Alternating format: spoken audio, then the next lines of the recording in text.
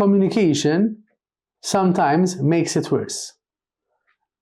We've been taught for a very long time that in relationships, communication is the most important thing. Nowadays, research and experience are teaching us that after a day at work, stressed, trying to juggle deadlines, relationships with colleagues, and all that, then going home in traffic with all the different noise pollution, the stress of going home, and then raising the kids the best way possible, keeping a clean house, all this affects our body. We are in stress, in alert mode. And when we are in that situation physically, it is like we're under threat. So what happens there? Whatever we're going to talk about, it's going to feel like an attack, and we're going to be very defensive.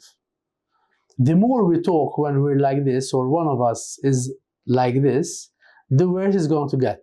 And this is why we start talking about who's taking the rubbish out and end up threatening each other that we're going to divorce, we're going to go and live with our parents, and we're going to call quits. What we need to do is learn how to de-stress together. Read a book next to each other. Listen to some music. Have some tea together. Go for a walk. Practice some sports together. It's then when our system is more relaxed. Are we more open to be empathic, to reason, to understand what our partner is saying? So stop talking and start spending some good time together. Time where you both relax together. It's only then that you are open to have a good, healthy discussion without being too defensive.